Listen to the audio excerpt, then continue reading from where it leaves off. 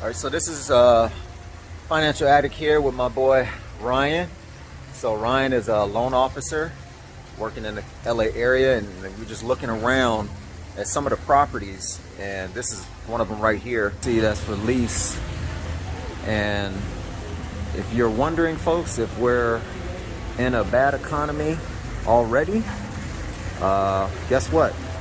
There are 20 properties that are available for lease on the 3rd Street Promenade. So Ryan, you're an LA native. How long have you been in LA? Like, born and raised? My whole life, born and raised. Okay. Yeah, it's definitely, in my lifetime, have not seen the severity of lease out properties vacant and showing visible signs of distress. So, you know, we're here, and you have a question. If you ever question, are we in a recession? I would say that we are in a recession. I actually posted on my community tab forum, you know, asking that question. Do you believe we're in a recession? Do you believe we're going into a recession? Or do you believe we're just going to hit a soft landing? So I've lived here my whole life, well, with the exception of 1 year going to college out of state. Ryan's lived here pretty much his whole life, and neither one of us have ever seen 3rd Street Promenade have this much vacancy. I mean, you're talking about 20 properties that are for lease, and these are big buildings. Some of the rent here, pretty expensive.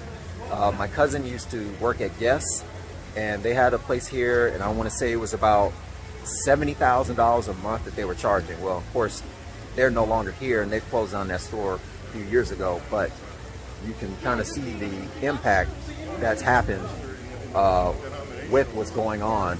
And you know, there's still plenty of people here, as you can see. There's still a lot of people here, but what you don't see is you don't see people holding a lot of bags. You see them walking around, and this is a cloudy day, so normally 3rd Street you would see a lot more people out here, and they'd be shopping. They have more bags in their hands, and you know, everybody be sporting their shades. But just keep that in consideration. You know, 2/3 of the economy is based off of consumption and retail. So look at the space that you see happening in the commercial realm, and look at all the for lease signs that you see, and consider where the state of the economy is to have that many places on a place like 3rd Street Promenade, which I'm going to post some of the numbers, but per capita, this is a high earning income area. I mean, you're talking about like a 1-bedroom apartment can easily cost you $2,700, and that's like a small 1-bedroom apartment. So we're going to kind of look at some things and break some numbers down.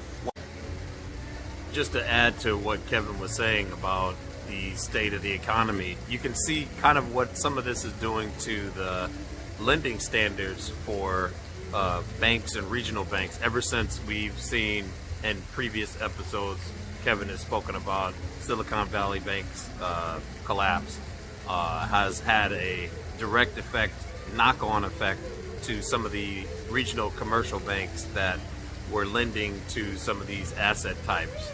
Now what we're seeing, as we're putting together the combination of debt, is we're actually doing a consolidation of credit obligations, or I would say credit availability, which is happening because the nervousness of regional banks to lend on this type of asset occurred, and has been occurring. So you're seeing a tightening of what that leverage is going to be. So instead of getting a loan where you can get 70% leverage on $1 million, let's say that's a $700,000 loan, that's now being reduced to between 50% and 60%, so $500,000 to $600,000 in equivalency. So that kind of leverage, considering, and also expiring 5-year mortgages that a lot of these properties are in, puts yourself for a recipe for potential disaster with a rising interest rate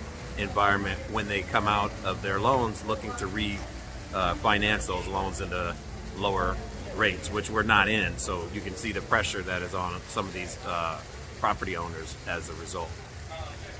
Yeah, and I wanna put some extra information on what he said.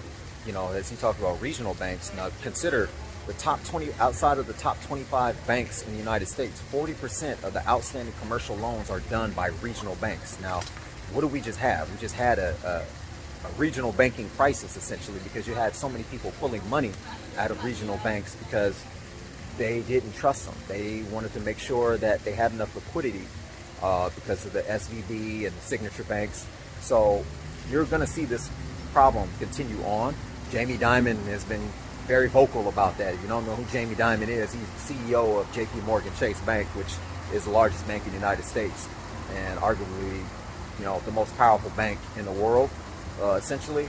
So when you have the leader, you know, he's the banker of all bankers, telling you that the banking crisis is not over, you should probably heed to what he's saying, because it's going to be a lot of information and intel that he gets to see that you or I aren't going to see until the fallout comes.